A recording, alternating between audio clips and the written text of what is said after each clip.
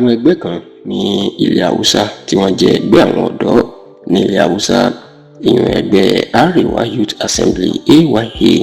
wọ́n máa ti fi ẹ̀sùn wọ́n ti fi kan Dàpọ̀ Abíọ́dún, ìyẹn gómìnà ìpínlẹ̀ Ògùn ọlọ́lá jùlọ Dàpọ̀ Abíọ́dún wípé ó ń gbé ìgbésẹ̀ láti má ṣe jẹ́ kí ààrẹ Bọ́lá Ahmed Tinubu kó wọlé sáà kejì ní ọdún tó ń bọ̀, tó sì jẹ́ pé bó tilẹ̀ jẹ́ kó dàsìkò tá à ń ṣàkójọpọ̀ ròyìn yìí, gómìnà Dàpọ̀ Abíọ́dún kò tí ì fèsì lórí ọ̀rọ̀ tí ẹgbẹ́ Arewa Consultative Forum sọ yìí, ṣùgbọ́n tí àwọn tó súnmọ́ gómìnà tí wọ́n bá tẹlifíṣàn Yorùbá Tòótọ́ sọ̀rọ̀, wọ́n jẹ́ kó di mọ̀ pé gómìnà Abíọ́dún nílò láti fèsì sí irú àwọn ẹgbẹ́ bẹ́ẹ̀ tí ò lórúkọ, nítorí pé bàbá ńlá rọ́ náà ń pa, àti pé bàbá ń wá ẹni tó dúró ti Tinubu, tó sì ń wá gbogbo ọ̀nà bí yóò ṣe ṣe sáà kejì lọ́dún tó ń bọ̀. Oní òkè téńté lórúkọ gómìnà Dàpọ̀ Abíọ́dún ni yóò wà. Ní ọjọ́ àìkú tí í ṣe ọjọ́ Sunday ọ̀sẹ̀ tí a wà nínú ẹ̀ yìí, èyí tí í ṣe ọjọ́ 10 nínú oṣù karùn-ún ọdún yìí, the 10th of May 2026, ó ní ẹgbẹ́ Arewa Youth Assembly èyí wọ́n fi àtẹ̀jáde síta nípasẹ̀ agbẹnusọ wọn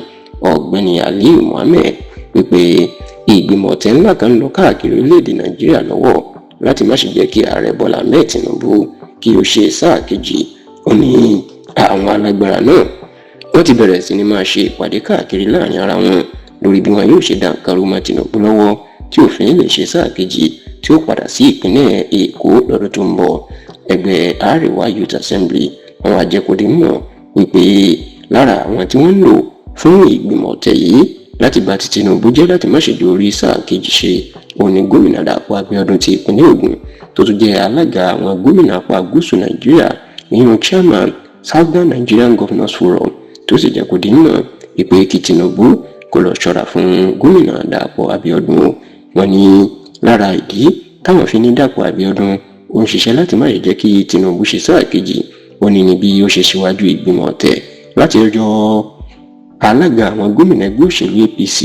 ìyẹn gómìnà Uzodinma ti ìpínlẹ̀ Imo, láti yọ kúrò nípò ẹ̀. Ó ní ọ̀nà tó fẹ́ fi yọ Tinubu dànù ni. Ó náà mọ̀ pé Uzodinma ó jẹ́ alátìlẹyìn Tinubu tó ń ṣiṣẹ́ kárakára láì jẹ́ ó ṣe sáà kejì. Ó ní eléyìí ní Dàpọ̀ Abíọ́dún àtàwọn yòókù ẹ̀ iná fi wò pé báwọn bá kọ́ mú Uzodinma kúrò lọ́nà yóò rọrùn láti lé Tinubu dànù ní àsìkò ètò ìdìbò ààrẹ ọdún tó ń bọ̀. Ṣáà àwọn tó súnmọ́ ààrẹ Bọ́lá Ahmed, àwọn tó súnmọ́ gómìnà Dàpọ̀ Abíọ́dún, wọ́n ti jẹ́ kó di mọ̀ pé